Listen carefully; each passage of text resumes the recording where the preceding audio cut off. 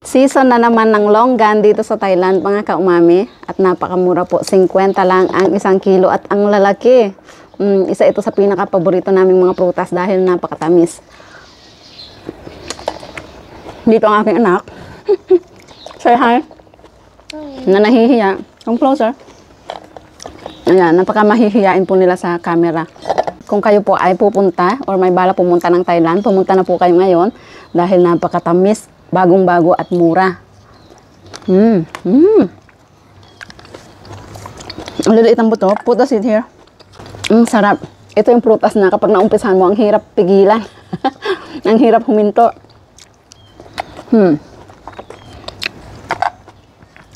Mas gusto ko ito kaysa sa lychee. Dahil mas madaling kainin. So sa atin po ngayon, magkano ang longgan? At dito po sa Thailand, ang tawag nila ay, what do you call this? Lamyay. Lamyay. Ayan, lamyay ang tawag po nila.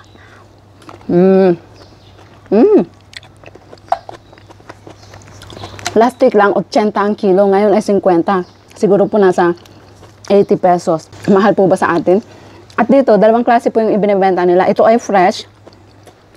Yung iba naman ay yung tinatawag nilang obheng. Yung parang dinidehydrate nila ng slight lang para matuyo at para hindi pasukin ng mga uod. Kapag puga, kasi ganitong fresh, madaling pasukin ng uod at madaling masira.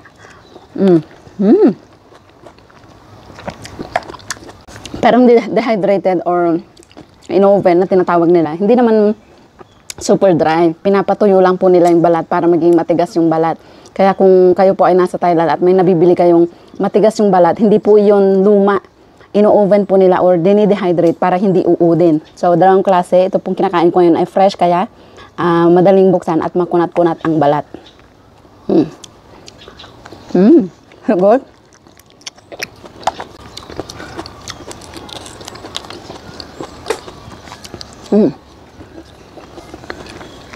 Ang lalaki. Ang lalaki po ngayon. At meron ding nagre-request na kaumami, gawin ko daw yung juice na longgan juice nila na nakikita sa mga street foods. Yun naman po ay parang minamatamis nila at hinahaluan nga ng tubig at ice at asukal para maging juice siya. At ginagawa nila yun para ma-preserve. Ang sarap. Sarap, no? Say masarap. Come here. Nahihiya po siya.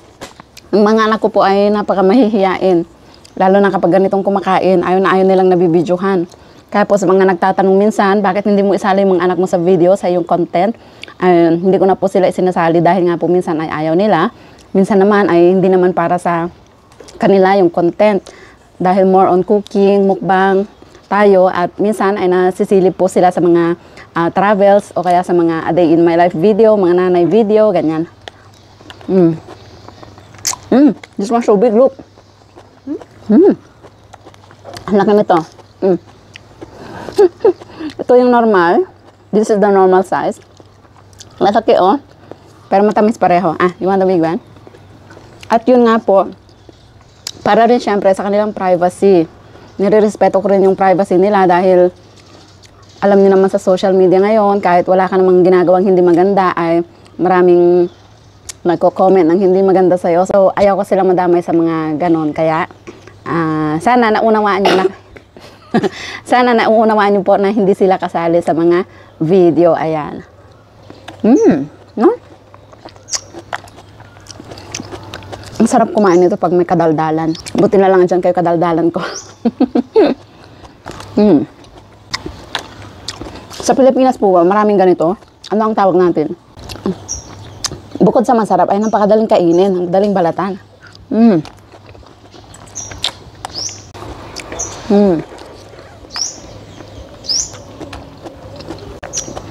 At marami ding nagtatanong, anong prutas ang season ngayon? Kasi yung mga pupunta o dadalaw o bibisita dito sa Thailand, ang pinupunta talaga nila ay mga prutas bukod sa pagkain. So, tinatanong nila kung anong season ngayon. So, dito po sa Thailand, lagi namang merong iba't ibang klase ng prutas all year round. Pero ngayon, ang marami ngayon at mura ay itong longgong. Maraming tambis o makopa. Pati yung kamatsili ay napakarami na po ngayon. And the rest, lagi pong meron mangga, Durian, meron din, pero hindi mura. At sa mga nagko-comment naman, kung pwede ko daw ba silang i-tour. Ayan, pasensya na po kayo. Yung iba nare-replyan ko, yung iba baka hindi ko nakikita. At pasensya na po kayo. Ako po ay busy nanay. Meron po akong 3 anak na inaalagaan. Hatid sundo sa school, gawaing bahay, paggawa ng content. Ayan, kaya pasensya na po kayo. Hindi ko kayo masasamahan or matutulungan sa gusto nyong puntahan o gawin dito sa Thailand kapag kayo ay nag-tour dito. Dahil napaka-busy kuhong tao. Kitang-kita nyo naman siguro sa aking mga content. Pero madali lang naman hong pumunta dito. May kaibigan nga ako napunta dito, nakakapag-train siya, nakakapag-commute siya na hindi naliligaw. At dito po ay hindi naman uso yung mga masasamang loob. Kaya wag po kayo matakot at safe po dito. At mura ang mga transportation, madali lang, hindi kayo maliligaw. At ako pero kung pagko-commute ang usapan, ako din mismo ay walang alam diyan. Hindi nga ako marunong sumakay ng tren, kaya hindi ko po kayo masasamahan sa mga ganyang bagay o matutulungan, kaya pasensya na po talaga. Pero siguro, panoorin nyo na lang yung aking mga video, mga travel guide. At marami naman pong mga vlogger na nagbibigay ng mga travel guide. Kung ano yung mga dapat yung gawin dito, mga dapat yung puntahan, mga dapat yung kainin o tikman, mga bilhin. Ayan, makakatulong po sa inyo ang mga iyon. At pasensya na, hindi ko matutulungan. Katamis talaga.